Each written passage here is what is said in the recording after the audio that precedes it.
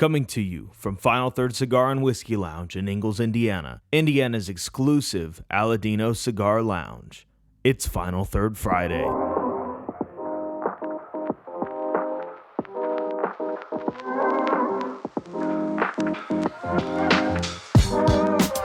Well, welcome back to Final Third Friday. I'm Rob. And I'm Isaiah. And today we are going to be pairing the 601 Red from Espinosa. It's a Nicaraguan natural Habano wrapper over Nicaraguan binder and filler, sitting at a nice medium to full range strength. Yeah, we're pairing that today with Backbone Bourbon Uncut, selected by yours truly, Final Third Cigar and Whiskey Lounge. This is an MGP bourbon finished in sherry, port, and Amaro barrels. It is absolutely stellar, a perfect cigar pairing whiskey. Yeah. I wish we could call it a cigar blend because it very well could be. But and it very well should be. It's really good. I'm going to get this poured up. Let's do it. First pour of the day. Heck yeah, let's go. You know what's good? I'm excited. Man, I tell you what, Rob, I've been on a buying spree after Christmas, which is kind of a mess. But last night, Dr. J, Scott Johnston sent me a link. We got to already go, man. You already said his name. Cheers. TV is loud, great man. way to start the day. TV is loud. But the girls are missing again, so... Yeah, I don't know why they keep doing that. Oh, well. Okay. We'll have them turn it down here in a second. Hey, Lisa. Oh, well. Just hiding behind the wall. I know. They're like, were we here? We're over here. Over here. Well, hi, guys. Yeah. Oh, well. Oh, well. So he sent me a link to a store that had this Fumato in C major. Nice. For... I think it was like $70 off the box. Oh, wow. So it ended up being like $7 a piece. That's incredible. So I bought the box. Nice. Of course I did. Nice. Of course. But, yeah, let's get into this 601 Red. Let's go. I'd say be kind of careful on the cut on this one.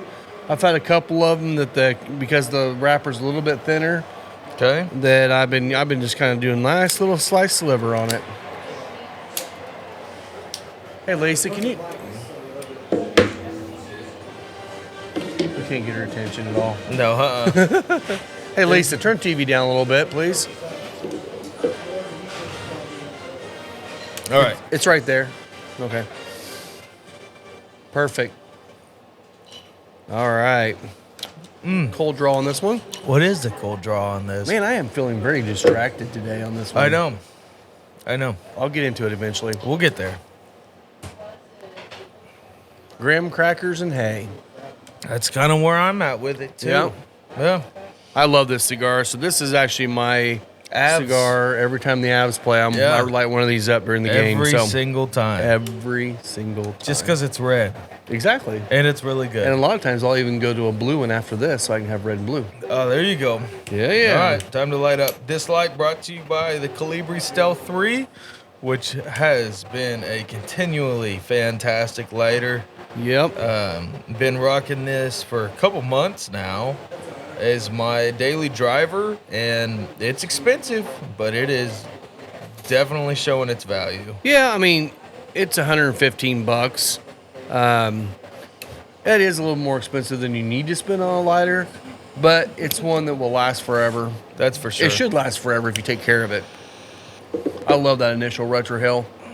All the red and black pepper, or all the red pepper spice on it right away. It really is. There's almost a vegetal quality on the palate of it. Man, it's good. It still has that typical Habano, almost like dry baking spice sort of thing. Yeah. But the retrohale is those red and black Now, have peppers. you smoked very many of these? No, not nearly as many as you do. I mean, I smoke one every other night, so I just didn't know if you'd smoke very many of them or not. Lately, I've been a big Habano fan, though, so I don't know. I have too. I've been kind of bouncing around because I used to, I used to smoke just the darker cigars, and this year with especially with Espinosa coming out with a couple of really, really good dark Sumatra cigars, the Azulejo and the Knuckle Sandwich Habano or Maduro. I've been venturing out more, and I found that I tend to lean towards the Habanos a lot more than I used to. Yeah. And there's actually a new one coming out from Rojas that I'm excited about called Unfinished Business. That from what I've heard from Rojas, they said it's in Connecticut. Wait, is that right? Connecticut over San Andreas, Madrid. Dude, I'll pull my phone out here in a second and read it. Yeah. Because it sounded really good. Yep. Maybe it was you know what? While I'm sitting here, I might as well just do it. So you might talking. as well. But talk amongst really yourself. Talk amongst myself. The typical Habanos and Heritage brand Habanos have never really been my palate. I don't think that...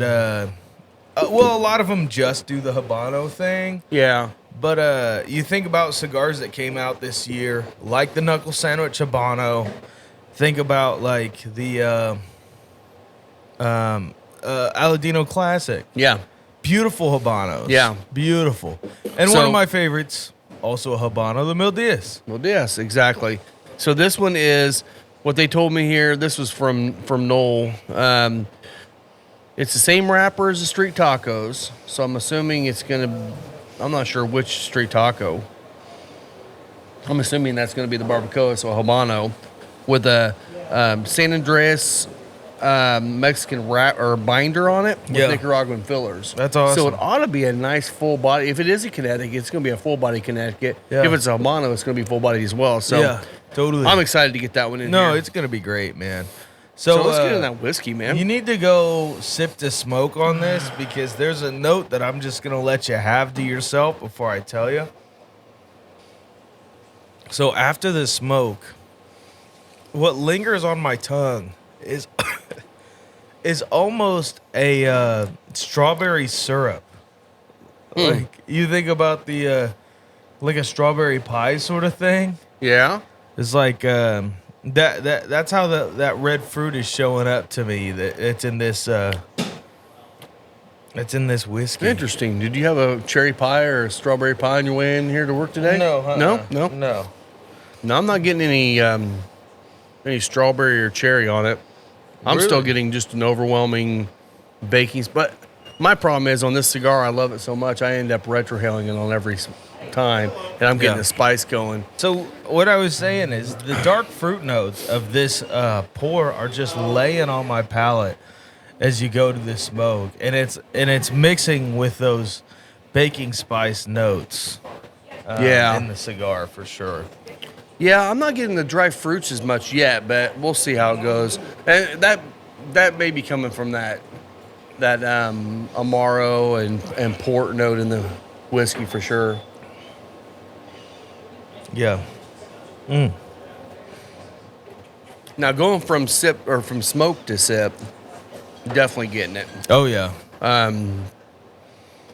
Yeah, it's I love that whiskey. Yeah, it's so good. It is really, really good. So this is sitting in 118 proof.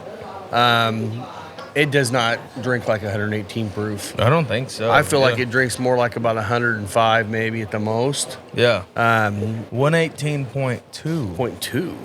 Don't leave it short. We actually had a nice group to go out to do this pick with us. It was me, Isaiah, Lisa, Scott Deschong, Scott Johnston. No, not Scott Johnston. Chris Gordon and Eric Jansen. Yeah. That was our group of 6. So we had a really good set of palates on this one. We drank a lot of whiskey that day too. Yeah, we did.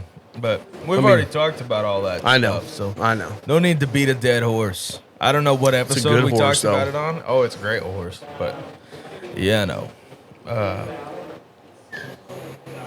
Oh man, I've been. This cigar's stellar. I love this cigar. Effortless draw on it. Yeah, and that's the thing. You know, I had a guy yesterday come in. He's like, "Oh, I really like a tighter, snugger draw," and I'm like, "That's not me. I mean, I really like an open draw, not completely open where it's like air. But I like an open draw." What is his? What? I don't know. I think part of it is there, and I know the guy that did it. He smoked through a street taco last night in like 15, 20 minutes. Oh, yeah, I know who you're talking about. And I have a now. feeling that he just smokes so hard that the tighter draw just slows it down a little bit, even though he still got it done in 20 minutes. Man, that's a mess. That is crazy to me. And that was the Connecticut, too, which was kind of wild because that Connecticut would get real bitter if you over smoke it. So he was. But he liked it. That's all that matters. Yeah, enjoy your cigars however you'd like to. Yeah, by that delay, I ended up letting that cigar go out. Crazy. So, yeah, man, this is a stellar bottle. Stellar pairing so far. Yeah. It's not super thick, like brown sugary sweetness. It's more confectionery sugars. Though there's a lot of spice on the retrohale of this cigar still. There really is. And the retro on this thing is, I mean, all the way to the end is going to give you that nice spice. It never fades off. A lot of Habanos will fade off. This one does not do that at all. So I've had a lot of people here recently asking questions about the retrohale because we talk about it so often. Yeah. And I was telling somebody about, actually, it was JC Young. Shout out. Time Shout to out take to another JC. drink. And I've been reading this book, The Cigar from Soil to Soul. Great book, expensive book, but really great book. And there was this one paragraph I wanted to read because I think it's a good way to kind of describe what's happening. Now we are going to go into more detail at some point about retrohaling, and we would like to do a little class of sorts, I guess, where we have new smokers or whatever coming in here and just do a little one-on-one with people to help them learn how to smoke, cigars, learn how to cut, light, retrohale, all the things.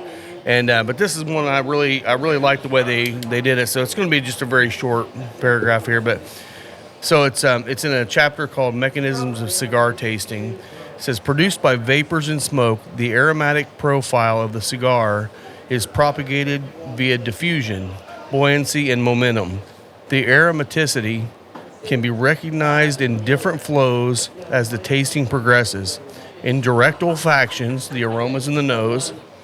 In gestation, taste and aftertaste in the mouth.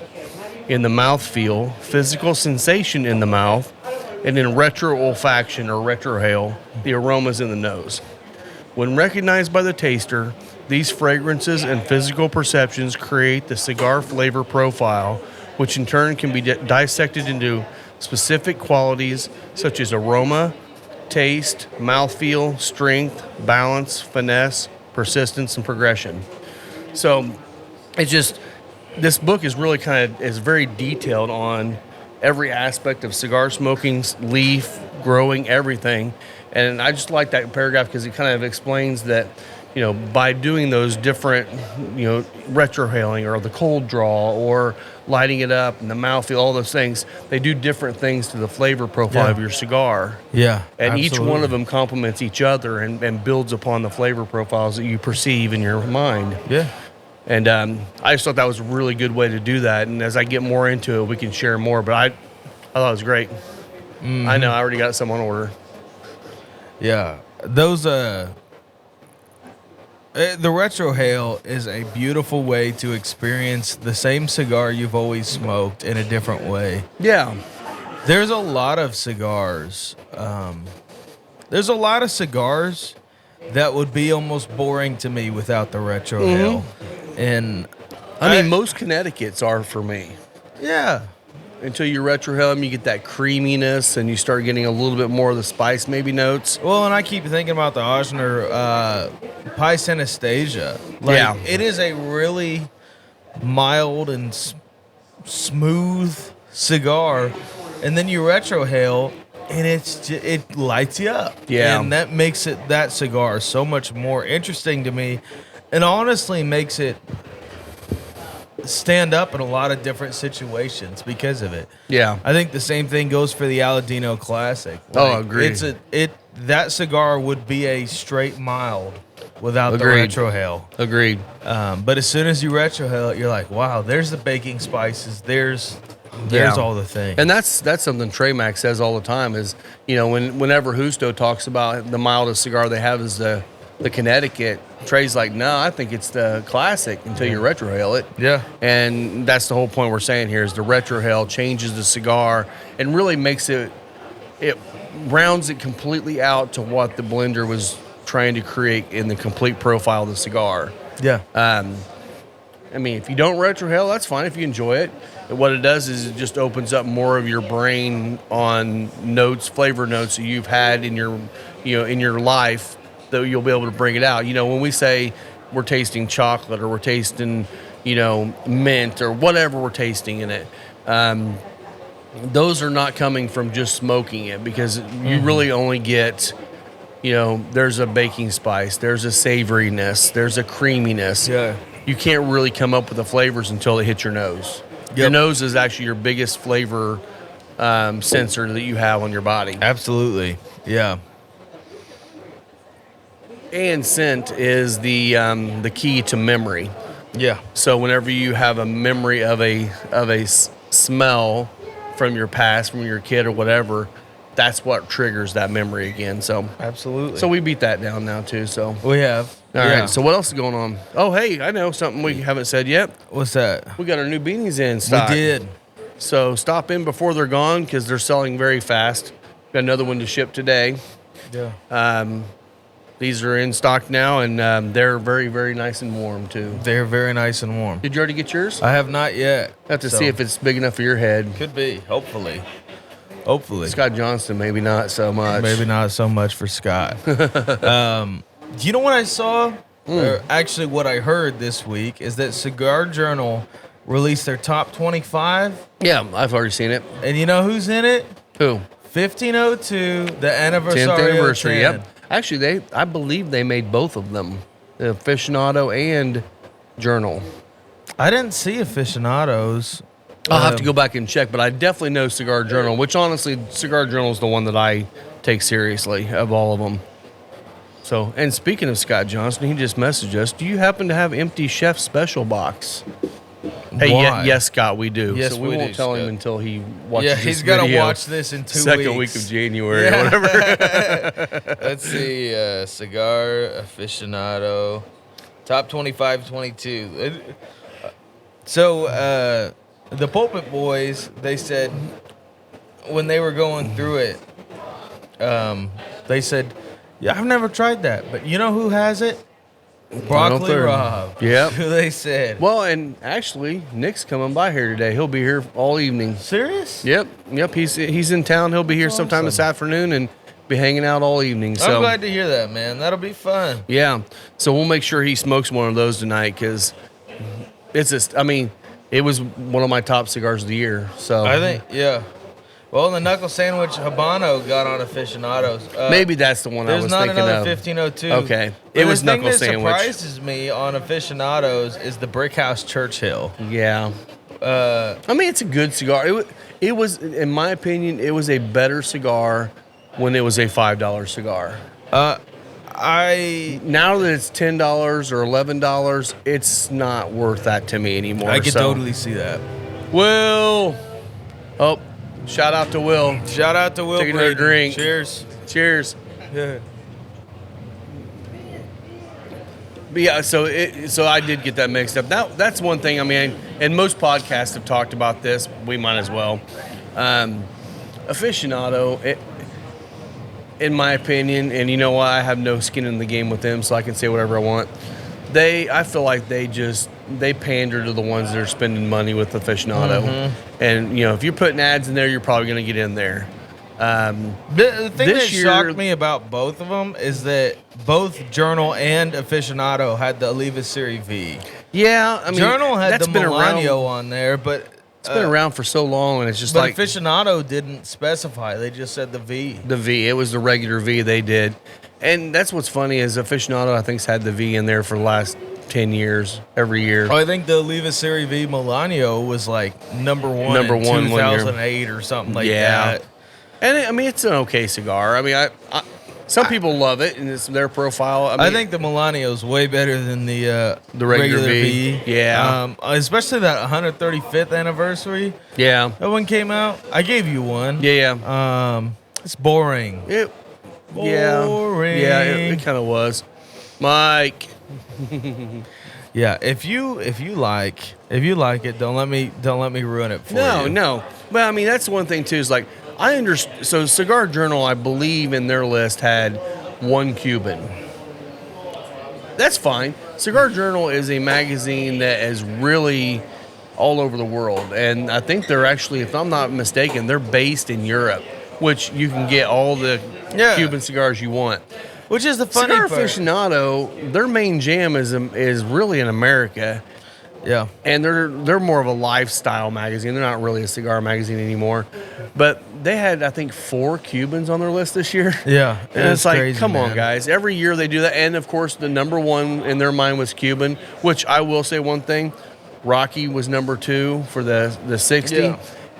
Honestly, I think Rocky won. I mean, everyone's treating Rocky as if he won Cigar of the Year because he really did. And you know what? Shout out to him.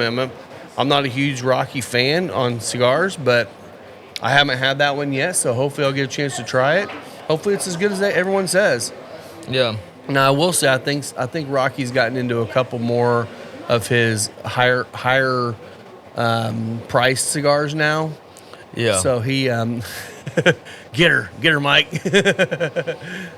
Yeah. So I'm hoping to try that one again, see how it is. Okay, so I gotta find this because Cigar Journal had a single Cuban on there, Right. that I had never heard of. Remind me what it was. I can't remember what I it gotta was. find it. I read these, but my memory doesn't work.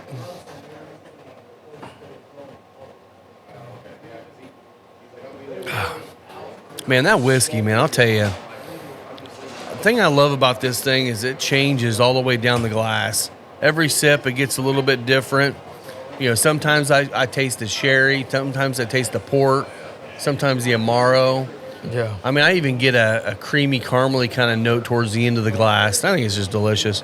So where did you find it yet? Yes, Ramon Iones 40 Carat Oh, yeah. Air Países Bajos. I've heard of it. I've never smoked one before, but I've heard of it. I'm on a lot of the Cuban trading groups, like in the cigar secondary space, just because I like to watch the things. I just think it's funny to be a fly on the wall and watching guys pay a lot of money for. I mean, kind of like every bourbon group in the world? Yes. But I've never seen this cigar on one of those. I've seen them before, and if I'm not mistaken, I think there's an American brand with that name too. Well, there's a couple Ramon brands, but I don't know. Ramon Iones, is it Allones? Yeah. Yeah. I'm pretty sure there's one here in America too. But other beautiful thing about it is you're talking a size that we would love. 7 1/4 by 50. Heck yeah. Heck yeah. That's a nice, that's a little bit bigger than a typical Churchill. But I don't really see any like 60s in here. Oh, no. I lied. The Perdomo 770 is in here. That's insane. Oh, and then the number 3 is the 660 by Rocky Patel. Is it the 660 or is it the 60? 60 by Rocky Patel 60. Okay. Yeah. Because I know this, maybe the 60 only came out in a 60 ring gauge. I thought did. it was the 60 was the name of the cigar. I didn't realize they were all 60 ring gauge. Okay, I just completely miffed on telling you guys that because their number 1 is the Padron Family Reserve number 95 Natural, and that's a 4 3/4 by 60 cigar. Oh, wow. So they put 3 of them in there. Yeah. See, and that's the thing. As much as I love Padron, I would never smoke a 60 in that. I think it would ruin it for me. You'd be able to get an hour out of it finally. True. I can get an hour out of those ones we've got in there, but barely an hour. We don't have them. Well, not in that the I'm shop. selling them. Yeah. I always have a box on hand. I finally got me another box of 26s in stock. It's Rob's celebratory cigar. It and is. He keeps them in his personal humidor. I am working on an account. As soon as they start opening up accounts again, I'm going to get it. I mean, we've talked about it before. They're not making enough cigars to keep up with the shops they have. And I can appreciate the fact that they're not opening accounts up and then saying, oh, sorry, you can't get any product. Totally fine with that. The craziest thing to me is that yesterday I saw Cigars Daily put up a review And by yesterday, I mean we're 2 weeks ahead recording these videos. Yesterday, I saw Cigars Daily put up a review reviewing one of the 1000 series. It was the 2000. Which is kind of odd since they're not making them right now. Yeah, it's like, I don't They know. must. I'll be honest. And knowing Tim, it's probably because he's got a lot of stock and he's trying to sell them. And it's a good cigar for the price. It was. It was. Well, apparently it still is at his shop. That dude's got everything, though.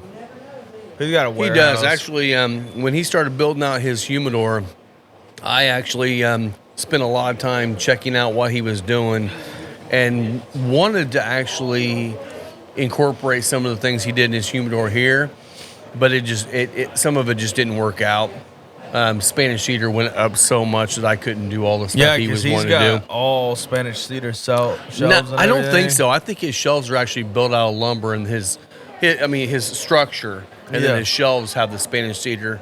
Because he's got like 2x4s in there, and he's got shelves behind each box, which I love that idea of having where you can put boxes behind the actual open box. Yeah. But if I was to do that here, we would have lost a lot of space. Oh yeah. It just is what it is. Yep. But Tim's doing a great job out there. He's one of the most liked, I guess, podcasters out there. Really, I mean, he's just a regular doofus guy that's having a blast, and he would say the same thing. I'm not making fun of him. Just having a blast talking about cigars. And the thing that's really BSing. nice about him is that he still feels like a B&M, and he has a great online presence. Yeah, he does. And a shop that actually has a good website. Yeah. Those are few and far between, man. Yeah, I'd say him and two guys are probably the best two in the nation. Yeah. Maybe Corona. Corona's probably getting pretty close to them too. Yeah. The thing that shocked me about Tim, and this is a complete tangent, it has nothing to do with anything, but I remember watching him and Bradley on the TNT cigar show when I was getting into it, and then I don't know whatever happened to TNT, but they both broke off and did their own thing. Well, it was because Tim was working with him at their warehouse shop, and Tim opened his own place. Yeah. So he moved on and started his own thing, and they were just no longer working together. But TNT was a terrible website. Awful website. Yeah. You would go to search something in their search engine, and it just wouldn't pull it up. Yeah. So you'd have to go and browse by brand to find stuff. Yeah. You don't have that issue with Cigars Daily or anything like that. So no, and if you have an option, please come support us. But if there's something you want that we don't, support another brick and mortar that has an online presence. Yeah, absolutely, yeah. And again, he's a good guy. He's out in Arizona. If you're out west, I mean, honestly, if I'm ever out in Arizona, I'm gonna visit his shop. Yeah. Because it sounds like he's got a little bit of everything in there. So, and it would be fun to go see the place. It would. I mean, just like I'd like to go up northeast to Two Guys sometime and meet the guys up there. I've talked to a couple them a box of them. Lanceros. I tell you, I mean, that Lancero they put out that they crapped on pretty hard was pretty delicious. Yeah. Did you have one? No, Oh, okay. I just got one from Nick. Yeah. We'll see if maybe Nick brings us a couple of them today. There you go. That'd be nice of him. Yeah, very nice of Nick. Yeah, man, the business is picking up already here. Yeah. It's kind of the way it was yesterday, too. We packed out early and stayed packed all day, so we'll see how it goes. Yep.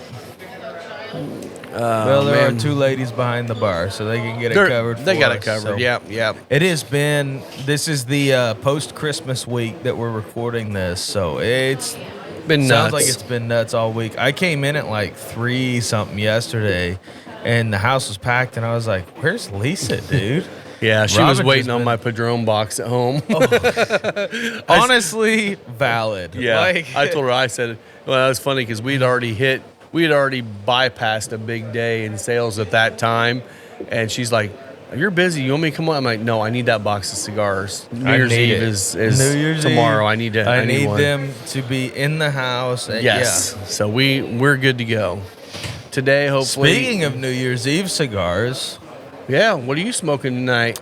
Oh well, we got a couple. I got a couple. you got a couple. So one that I got for Rob and I, which I'm excited about. me being a big Crown Heads fan, Las Calaveras White Label, What year was that? 14? 2015. 15. You know where I was in 2015? High school? High school. Yeah. Yeah, I was a sophomore in high school. I had to think about it because You graduated in 17? I graduated in 16. I skipped my 16. junior year. Oh, okay. Okay. I just hated that place. I needed to get out of there. Yeah. Yeah, I get it. I get it. Wow. Yeah. You're a young boy. Yeah. You're a good boy. What were you doing? Were you still at Draper in 2015? I was still a Draper in 2015. Yeah. Yep. I left Draper in 2020. Yeah. Yeah, 2020 is when I left So Draper. you're talking a 7-year aged Las Calaveras. Which and- we've talked about before. The Las Calaveras are all great, and as long as they got a little age on them. Yeah. And with and 7 years of age, this is going to be a freaking delicious cigar. as far as I know, I think both this and I think the 2014 was the first year. I think 2014 was the first year. I think both the first 2 rounds were high-aged La Imperiosa, which is a staple in their line still. Yeah, that's what Jake told us last time he was in here. So what we're having is an extremely high-aged La Imperiosa, still made in the My Father factory. Yeah. It's crazy. Oh, Yeah. speaking of factories, what I did not realize was that 1502 was in the AJ factory. That one is. That one. The anniversary was made in AJ's. The thing that shocks me about that is it doesn't taste like AJ. Nope. Like most everything that comes out of AJ's factory tastes like AJ. Yep. But I was legitimately shocked when I saw that. Yep, that one they had AJ make, but it was Enrique that blended it. He Yeah. did all the work on it. It just was made in the factory at AJ's factory. It And I doesn't think it's have the because AJ vegetal spice on it though. It doesn't. Which honestly is a nice change of pace. It's good to know something love it. like that can come out of AJ's factory. Agree, because most everything else tastes like AJ. Which I have It's no not a qualms bad- about. not a I problem love at all. AJ. I do too. I love his stuff. Yep. So that's one of the celebratory sticks. Obviously, he just said the Padron 26 is going to be one of mine tonight too. Yeah. Lisa was gifted her celebratory stick tonight. Which was she gifted? About a $35, $40 cigar. Huh. An Opus X Lost City. What? Gifted that to Lisa. This guy was in here the first time he'd ever been in here, came in here and A Lost City. asked her if she'd ever had one. She said no. He walked outside and grabbed her one and handed her one. Brought the box in, opened the box up, and gave her one. I'm like, my gosh. so she's gonna be a little bougie tonight. Honestly, good for Lisa. Yeah, man. heck yeah. That's awesome. I'm excited to see her smoke it, and I hope she remembered she was going to bring in some of the Heaven Hill 17 to drink tonight with it too. So I hope she remembered. If she didn't, we'll send her home to I grab think herself so. a sample bottle. Yeah. Hey, Lisa, did you bring in some Heaven Hill 17? Okay, you have to go home here in a little while and get you a little bit. Yeah. She's not gonna go home and get that. If she doesn't, I will. She'll go home when All right, she I'll does go a home and food get it. run. I'll go home and get it. I don't know what happened to your bottle, Lisa. That little bitty jar ended up It's taking half half the drained. bottle out. I don't know what's going on. Yeah, she'll be the one that marks the line Has on she the bottle cracked it where yet? it goes. No. Oh, This is where my. she's going to crack it. Tonight was going to be her night to crack Tonight, it. So, she's yeah. not gonna do it. We Well, just have to send her we to gotta that get- Mexican place to get food. That's true. We and should then send her tell down there. to stop at the house. Yeah. That'd be funny, man. So what's going to be some of your pours tonight? Well, I know we were going to do a little bottle share. So yeah, I'm trying tonight to think. it is New Year's Eve. We're closed for a private party, and the private party is it's a bottle share. With Yeah. just a few Just a people few people. invited. Yeah. I didn't bring anything crazy special to drink, just because I don't know. I'm not a big fan of New Year's. Yeah. I think it's kind It of is what it it's is. like the lamest holiday of all of them. And that's like when people are saying, "Oh, you're going to do something." I'm like, to be honest with you, if we do anything, and that's what started the whole private party thing tonight, all I'm going to do is see if some people want to come and hang out. We'll finish watching the football game and literally just have drinks and smoke cigars and relax and talk. Man, I tell you what, I do not know how I could top the pours I had last night. What were they last night? There was a wonderful couple that came in. Oh, yeah, that and was I was nice. talking up a storm with them, talking bourbon. I mean, you can call out who they are. I mean, yeah, John Kaminsky and he is one of the board of directors at Naptown Bourbon Club. We got and Jen was and Jen, his wife. Yeah. Jen and John. And I was talking with them, and we were talking about pours and what we liked, and I just had a great time talking with them. Super nice people. Well, they were like, for whatever reason, we got on the subject of BTAC, which is the Buffalo Trace Antique Collection. That's their highly allocated bottles. And I told them I'd never tried any of it. Yeah. So Jen, who lives just on the other side of Fortville in McCordsville, Oh, did she leave and come she back? left Oh, I didn't realize and that. grabbed that sample for me of the 2020 Thomas H. Handy and brought it back. And Rob and I delicious. split it. And honestly, I am blown away by the generosity. And also, like, she literally got up and left and grabbed it and just, like, came back and said, "Here you go." She said, "That's it." Well, and the thing that was wonderful about that interaction to me is they were like, "Isaiah, bourbon's meant to be shared, and I would love to, like, it just makes us happy to give you that experience." And that's cool too. And that was something that was kind of cool too, because in our area there's like 3 major bourbon clubs, I guess, maybe 4. Yeah. I don't know if you would consider Dirk Indiana Bourbon a club. He's not a club. So, but I would say there's 3, and it's weird because whenever you have different clubs, people are like, "Oh, I don't know anything about those guys," whatever else.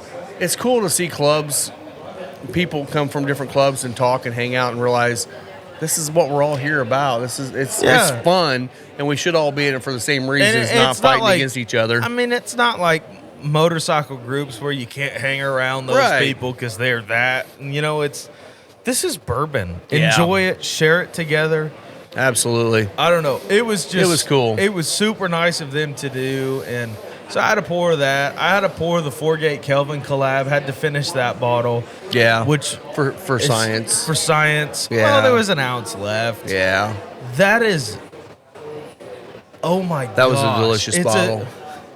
That's one of those bottles where if I saw one at like Total Wine or something for like, what is it, $200? It's a $200 bottle. It's a $200 bottle. I think someone said they got one somewhere for $180. I'm like, every day of the week, buy it. That's a good price. Too. That bottle to me is a way better value than Joseph Magnus cigar blend. Better, maybe. God, I don't know. I'm not there with you. Okay, you don't have to be. Cigar blend is one of Rob's Although cigar bottles. blend has jumped up to $229 at Total Wine, which means it's probably a $250 MSRP. It's getting up there a little bit. That's really hard for me. It's getting up there. It's one that I'll have on shelf, but I'll never. I mean, I'm not going to just be drinking it all the time. No, that and like their most recent releases, like Batch 116 and the newer stuff, have not been amazing. It's not as good as like the low hundreds and the sub 100 batches. I like mine and yours a lot. Actually, I mean, I like the one that Cole and actually Brandon has like 4 of them, but the one that he had shared with me too, the 116, it was a little bit leaning towards the sweeter, very sweet side. It was still good. It was not cigar blend to me. It didn't taste as cigar blend. And it got to the point where it was tasting finished. Yeah. And that was another beautiful thing about that Kelvin collab is it is finished, but it doesn't taste finished. And wasn't the Kelvin 10-year-old? I don't remember. Or was that the Indiana might have been 10? I don't think they I'm actually going to go grab the bottle. I don't think they disclosed the Kelvin on that one. But yeah, so there was another guy that came in here, and it was another first time he'd ever been here. And Actually, it's over in that next to the trash can on the left-hand side up there. He had brought in a bottle of Spirits of French Lick, and it was an apple brandy finished in peat barrels, sitting at 137.7 proof. And he brought me a little sample to try. I tried it. I'm like, damn, that is so good. And this guy was such a nice guy. He came walking in and handed me the bottle and says, Merry Christmas. I'm like, damn, thank you, man. That was so awesome. So that's going to be one I'm going to share a little bit tonight, too, because it is absolutely delicious. So it is. Does that didn't have an age statement, does it? It does not have an age statement. And that's the Kelvin collab. This is Kelvin collab 4, actually. 4. 111.7 proof. And it's a blend of straight bourbons and rye whiskeys finished in Australian tawny port and dark rum cask from Barbados. And it is Indiana and Kentucky blend. Okay. So MGP and what, Barton? It's a toss-up. Could be. When you get to Kentucky, because some people might have older Heaven Hill stocks. Right. Some people might have... it might be Barton. I don't know. You just really never know with Kentucky. But if it's in Indiana or if it's in, I guess Tennessee. If it was Tennessee, you could say Dickel, yeah, or Cascade Hollow, yeah, which is 100% what it's going to be, right. But the hard part is there's a lot of places in Kentucky where you can get White Dog and even aged product. Bardstown Bourbon Company is doing a lot with it right now, so that's just going to add another one to the Kentucky. Yep. I don't know who. Yeah. So another bottle we just got in this week is the new barrel bourbon release. This is the New Year bottle for 2023, and this one's kind of wild. So it's 113.54 proof. This one. Hold on. You ready to hold on? This one has product distilled in Tennessee, Indiana, Kentucky, Canada, Ohio, Wyoming, New York, Texas, and Maryland. Wow. It's a blend of all those whiskeys, and it's actually really good. Have you tried this yet? I have not. All right, we'll have to try it here in a little while. It's pretty wild. So Tennessee, Cascade Hollow, Indiana, MGP, Kentucky, probably Barton. Ohio, I'm not sure. Maybe Middle West. It could be. Not sure. Wyoming, I would guess Wyoming Whiskey Co. Yeah. New York, that's a toss-up as well. Can't imagine it being Fort Hamilton, but maybe? I don't think so. I don't know who else is in New York. And I'm not sure about Maryland either. Maryland would be Sagamore. Oh, Sagamore. Yeah, I completely forgot about them. In Texas, I would guess Balcones or Still Austin. Yeah. They're the two bigger ones there that could possibly have sold them some aged product. Yeah. But yeah. It's really good. I want you to try it when we're done here, because I think you're going to like it too. Yeah, I'm sure I will. It definitely gives you a lot of that American whiskey kind of notes to it. But it's really nice. Lisa loves it. That's one of the ones she's really loved. Well, Lisa also loves Texas whiskey. She loves Balcones. Yeah. Especially the True Blue, the cast strength Blue Corn, which and is even one that of the regular black label. Funkiest Blue Corns. Blue Corns. Mm-hmm. Does she like the wood hat stuff? I have to ask her. I can't remember if she said. Because the Rubenesque is a blue corn bourbon. Yeah, 75 blue corn, 25 wheat. And then the other one's 100% bloody. Bloody Butcher. Yeah. But so, Lisa, did you like the wood hat? The two wood hats? Did you try both of those yet?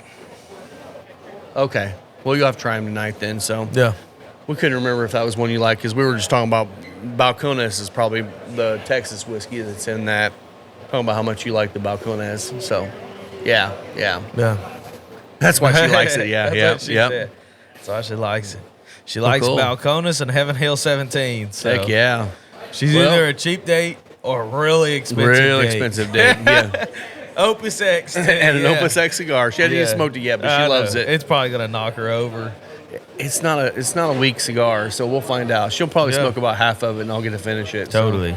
We're getting a little bit quicker and easier on that. Yeah. It's a lot easier just the two of us. Mm-hmm. The last one I sent in to him was like 6 minutes, and I was like, why was Rob and I talking that long? Yeah. And then I was like, well, it's actually fine information. I'm just sending it to him. He doesn't check anyway. No. I thought about poking fun at him, but Yeah. Because typically, if you ever listen to Pulpit after our segment, even if we're slamming him, he's like, thanks, guys. thanks, guys. I know, serious. So I don't think he listens to it till later. Rob and I talk about this a little bit on here, but there's always a break around probably around the 40-minute to an hour mark. Yeah, about an hour. On these episodes where we do a short for the Cigar Pulpit podcast, which is a great kind of lounge talk podcast. It's a fun thing to put on the car, or if you're just smoking by yourself, throw that on. Yeah. And I don't think it's particularly educational information. It really is just fun lounge talk. Yeah, And, it's just like sitting around with your buddies at the lounge, just BSing each other. Yeah. And occasionally talk about cigars and stuff too. So Yeah, absolutely. And they have been bringing some of the stuff, talking a little bit more about what's going on in the market. So yeah, it's all good. it is good. Probably about like what we're doing here, but not really doing pairings and stuff as much. Because I mean, they don't drink a lot. So I mean, their pairings are usually iced tea and Yeah. kombucha for Jeff. Does he really drink kombucha with his cigars? I don't know, but I can guarantee you that he drinks kombucha. Oh, I can guarantee you that. And I also know he makes a nice little tea with marijuana too to sleep at night. yeah. But he's in Illinois. That's He is legal. in He can do what he Illinois. wants to. So it's all good. They'll Gonna try the barrel now? I am gonna try that. Cool. There's plenty of sipping to be done today, so I can't do too much right now. No. This Barrel New Year, I've never had any other New Year releases. It's the first one I've had too. just- Actually, no, I did have last year's. I Okay. did. My thing I don't is remember much always about with it. them is they're a little bit pricey, and by the time that I've tried it somewhere, they're already sold out. Yeah. So at its price point, it is a try before you buy bottle for me. Yeah, they're $90 to $100 now. Really, anything over $70 is try before you buy. Actually, Agreed. it's probably closer to 60 for me. 60, Yeah. $60 and over is try before you buy. Yeah. Unless it's something that I know I will like. Right. But Barrel, they do so much blending that there's no like through line with their stuff, which is both No. fun but also confusing because Yeah. you never know what you're gonna get out of them. And that's the thing They're too. creative masterminds there. Some people serious. will kind of shat on blenders of whiskey. In my opinion, they're one of the masters of blending. Oh, I think so. Like I said, the only one that I'm not a huge fan of their line so far has been Armida. And I know you said I need to try it again, but that was the only one that doesn't jump out at me. I mean, I love all the ones. We got 4 of them up there right now. Yeah. I love all of them. So we've right got now. Vantage, Dovetail, New Year, and Seagrass. Yeah. Which, Shout out to Travis Gallagher too. who's that? He is our rep that sells us the product for Barrel, and he had forgotten to put the order in for me on the Seagrass because we were out of it, and he delivered it yesterday himself. So That's awesome. he Thank brought you, it by, Travis. so we actually got some You're awesome. Seagrass. So I can make me some nice Sazeracs later on with it. I'm not sure anyone has bought one yet, but if you like the Final Third Sazerac, you need to try it with Seagrass. It's an expensive cocktail. It'll be a $20 cocktail. It will be a $20 cocktail, but oh my gosh, you're not good. going to regret it. That is So a slow sipping cocktail because you paid so much for it, but Yeah. oh my goodness. It is. It's and I love our fantastic. Sazerac the way it is, but Seagrass just takes it up 10 notches. So what are you thinking? So on this, it's like a white sugar sweetness, like a simple syrup sweetness. It almost reminds me of sweet tea. I know we were just talking about tea, but it Yeah. almost reminds me of sweet tea, and has some of those like sweet tea notes in it. Almost reminds me of like a a Tetley English blend. Yeah, I can see that. Yeah. And then, man, just going down, it leaves you with that, but there's almost like a campfire-y char sort of note in it. And, a light amount of citrus, but it's not sharp citrus. Let me grab a little glass here. It's like the whisper of citrus.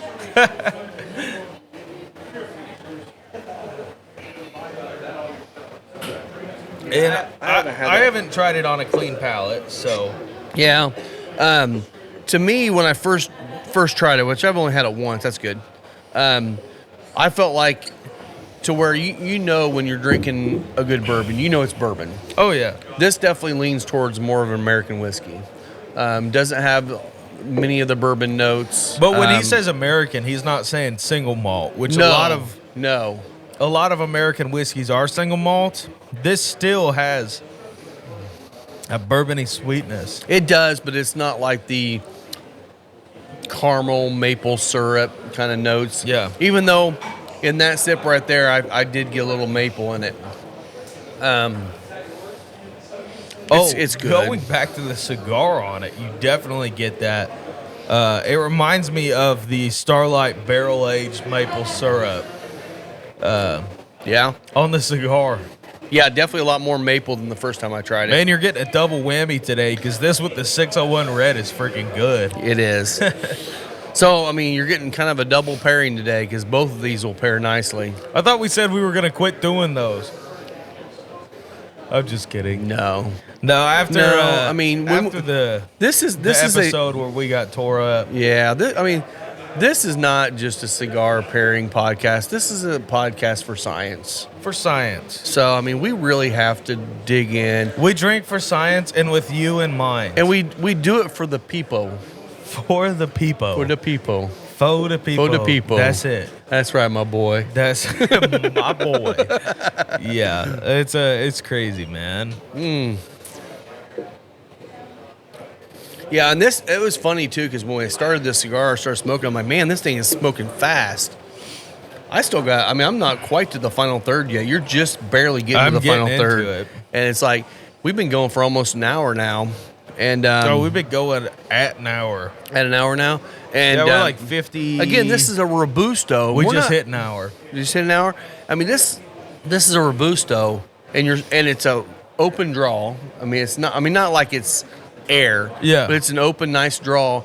And the thing is still burning slowly and doing well. I mean, there are some draws that are open because they're underfilled. This is properly filled. It is. This is exactly the kind of draw I like in a cigar. Yeah. I mean, seriously, it reminds me of a Padron draw. Yeah, it does. It does. With all the red pepper spices. Yeah. I'm going to go back to this one now. I still haven't smoked that 26 you gave me. You keep telling me to do it on a clean palate, and then there's new and shiny things, and I'm like, oh, yeah. I got to do that. It is such a good cigar. I believe it. It's my favorite. Really, the only Padron I've had was one of the 1000 series. Yeah, and I'm not a huge fan of 1000s. I've had a couple of those, but I know a lot of people go to the 64, and they love the 64. It's not my jam. I like something with a little bit more kick, a little more spice, and the 26 is exactly that for me. Well, and I will tell you, I'm a creature of habit. So when I go to a shop or a lounge that has heritage brands like Padron and in that same vein, I don't want to be disappointed, man. Yeah. So I just grab the stuff that I know is good. Yeah. Or if they don't have anything that's amazing, like the My Father Le Bijou. Love that cigar. That's one of those cigars that if I'm at a heritage brand shop, that's my game. Actually, a lot of the shops that have heritage brand stuff will have Aromacraft stuff. So even the Cro-Magnon is pretty good.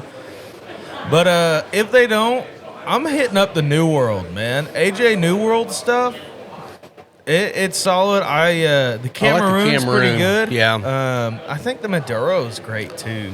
Yeah. It's not as much my jam as I do like the New World Cameroon. But I like Cameroon anyway, so. Okay. So there's a question for you, Rob. You're walking into a shop or a lounge that has heritage brands. Yeah. You have to smoke a cigar. What are you grabbing? Well, it depends on what you're calling heritage brands. Are you talking more what's typically seen in humidors, or are you just talking about Romeo, Fuente, Padron? Yeah, that's what I'm calling heritage brands at Okay. this point. Because, I mean, like a lot of your shops have my non-boutiques. father's now. Yeah. And I would do a Le Bijou if that was the case. If they have Padron, I'm probably going to grab a 26. Now, not always, because you're going to spend $25-$30 for one of those. Yeah. I do love the Romeo Nicaragua. Yeah. I mean, it's the one they did with AJ. And it tastes like great. AJ. It tastes like AJ, and it's great. I don't tend to lean towards Fuentes very often because I just feel like they all taste the same. I mean, I had like Cazadores.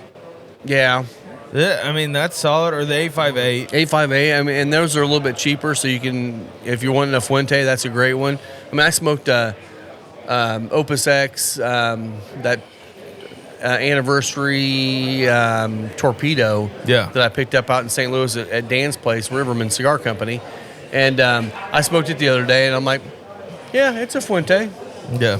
Now, the one Lisa got was the Maduro, and it's going to be a little bit more of a kick up for her, but yeah, it's still going to taste like Fuente, which that's fine. That's what they're going for. Yeah. I don't tend to go to Fuente very often.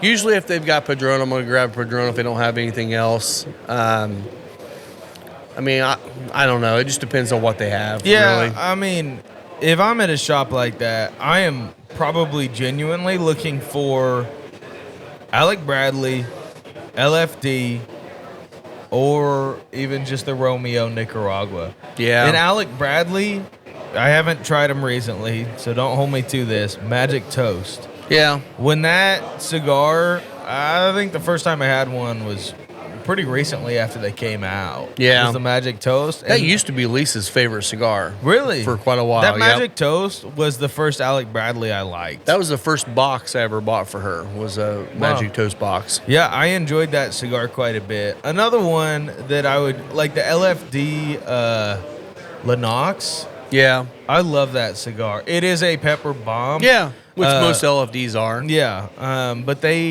when I was at Blend, they had it in a little Corona.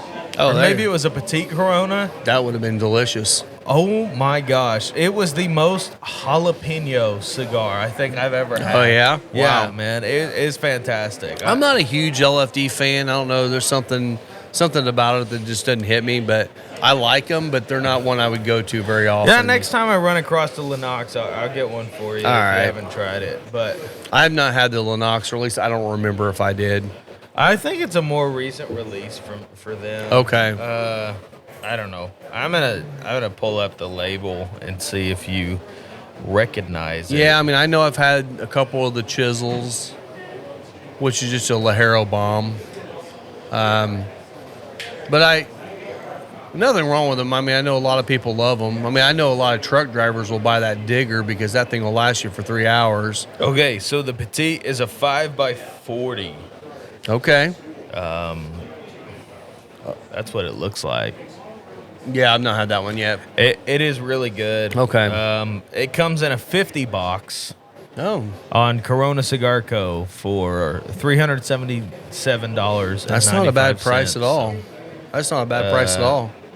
They say so it is full strength. The wrapper is a Brazilian Maduro. I guess this is why I like it. Binder is a Mexican San Andreas, which is all the way up my alley. And the filler is Dominican. Okay. But and I love Brazilian tobacco too. Yeah. So I bet I would love that one. A single from them is $8.50. Yeah, that's not bad at all. That's a good price point. So I mean, in Indiana, especially on you're talking $10 or a little under $10 here in Indiana. Yeah. But that's a great cigar if they've got it. I'll have to try that one too. I'll have to find you one. One of these days, I'll actually get out of my extensive travels. Yeah, one of these days I'll get out of my shop and actually go somewhere else. Yeah, doesn't seem to do that very often, but you can sit here and stare at us. Yeah, you can come on over. I should have set up another microphone. I didn't think about that. Probably about to wrap up, actually. Yeah, we're almost done here. So final third tasting notes, Rob. You're into the final third. Yeah. On the palate, it is like graham crackers with the baking spice notes. There's a little bit of lingering spice on the back of my palate. A like retrohale, kind of mellowed out a little bit. it did kind of mellow out. Yeah. Which shocked me. I don't know if that's typical for this cigar or if it's just the whiskey we're having. Because right now we're drinking Barrel New Year. At least I am. Yeah. I'm going to have a little bit of both. Yeah, go ahead. Because this was the pairing for today. And before any of you be like, oh, man, There's still a little bit of Isaiah's pepper. kissing Rob, grabbing his glass. Well, It's okay. everything is killed over 80 proof except for Ebola. And that takes 140. 140. Yeah. So, And that's science from Gary at Wood Hat. yeah. There is still a little bit of pepper in there, as you can tell by my sneeze. Yeah. Not a lot, but there's a little bit there. But no, I think the baking spices for me have become a little bit more toasted, just because we're in the final char of the cigar. Yeah, so the backbone has doubled down on kind of more of that like white sugar, simple syrup, sort of sweetness. A lot more of those red fruit notes in there for me, like right on the finish. It's not spicy in any way though, which No. always shocks me about that. Yeah. It stays true and sweet, but it's not so sweet that it needs a spicy finish for me to be interested in. Right. And I actually, the other day, I made an old-fashioned with it just to see what it did. It's really good in old-fashioned. I believe it. Really I good. mean, I mean, usually, we say this a lot. An old-fashioned is really should be made with about 100 proof whiskey. Unless I you're think really so. wanting a lot of whiskey in your old-fashioned. This one at 118 proof is still balanced out nicely. I think it's because of all those red fruit notes in it. But it really played nicely. Really, in the it. reason we chose 100 proof whiskey is by the time you've actually made the old fashioned, before you even put it over ice, you've diluted it. Yeah. So by the time that whiskey gets to your glass, it's probably hanging at around 80 proof. Yeah. Between the simple syrup, the bitters, and just the dilution So from the ice. and think about that too. If you're making your old fashions with an 80 proof whiskey, you're just getting a sweet bomb. And Yeah. if that's what you like, that's fine. That's if you want a great. sweeter cocktail, that's fine. You won't find me making an old fashioned with Buffalo Trace or No. Eagle Rare. And a lot of times I'll use like stuff around 110 around the house. Yeah. But I also will use a sugar cube instead of simple syrup. Yeah. Which I've tried them both keeps my ways. proof up, which I'm a proof junkie, and I'm Yeah. also not a super sweet cocktail guy. So the nice thing about it, if you use a sugar cube in your old fashioned, and you make sure to stir it, get it mostly diluted, that last sip of your old fashioned is super sweet and Yeah. really nice after you've had really what you're drinking the majority of the time is slightly sweet bourbon, a little bit of water, and bitters. Yeah. And I think it's just fun how the cocktail develops throughout every sip. But simple syrup is way easier for a shop. It And is. it's actually way better for a consistent cocktail It is. off the bat. First every sip to single last time. sip's going to taste the same Yeah. pretty much. And for me, if I'm going to a cocktail, I want it to be a little sweeter only because, if I don't want the sweet and I want the bourbon, I'm just going to drink straight bourbon. Oh, absolutely. And that's kind of more my jam is if I want most of my cocktails are usually Sazeracs. Yeah. And you get, if I'm doing that with a higher proof, if I'm doing it with seagrass, Ooh. you're at 120 proof anyway. You might as well. 124, 25, whatever it I is. don't know. I don't remember. And it but depends on the batch. but when you throw the absinthe in there, it kicks everything up a notch. Yeah. So I like those. But if I'm going for an old fashioned, I'm usually thinking, you know what, I've had enough bourbon today. It's time to have something sweet. And I'll finish off with that. But Okay, real quick. Go. Speaking of absinthe, we use Spirits of French Lick Absinthe Le Bleu. Mm-hmm. If you guys are interested in a Spirits of French Lick pick in the shop, in one of their brandies, in one of their bottles, come in, tell us, or leave a comment on the YouTube video for this. we're thinking about it. We're thinking about it, but we want to know what sort of interest there is. Yeah, because And- We've loved some of the stuff we've gotten from on top of that, if you're interested in a brandy pick, I think they would be a fantastic place for us to go and pick a brandy with. Agreed. Because they're doing stellar things with Indiana apples. Yep. And, I mean, their brandies are Indiana through and through. And that was that one I was talking about when Isaiah walked away a while ago. They're like near hazmat. Oh, it was 137.7 proof. And it was freaking delicious. So good. Now, I mean, was it hot? Yes. 138 proof is going to be hot. Not in a way that's like medicinal hot. It just increased the flavors and the heat. And it warms you all the way down. All the way down. Like that bottle tastes like apple juice. But it just warms you all the way down. Yeah, it's fantastic. And did you get the peat in it too? Because they're finishing that in a peat barrel. Slightly, but it wasn't strong. No, I think that's a more on the nose. Yeah, totally. But no, I think that's all we got for you guys. Yeah, today. That's it. Yeah. Well, come in this week. You guys can try this pairing for the discount, like we always do. Yeah. Honestly, this whiskey goes with about any cigar. So if this cigar is not up your alley, pick something else. I think you'll enjoy it. I think so. Come in and get your beanie before they're gone. Yeah. They'll be gone here probably another couple weeks. Yep. And just come check us out. Absolutely. All right, man. Well, you can find me on Instagram at the Whiskey Pastor. And you can follow us here on Instagram at Final Third Cigar. Check out the YouTube video. We're on all the podcast platforms as well. And just keep following us. Give us suggestions on pairings you want to see us do. If there's a cigar in there you want a pairing done for, let us know. Talk to Rob or I, or throw it in the comments on the YouTube video. And absolutely. We'll say them for sure. Yeah, and Scott, we do have a chef special box for you. Empty. Now, don't tell him until he sees this video. Okay. All right. I won't. All right. Thanks a lot, guys, and we will see you next week. Cheers. Cheers.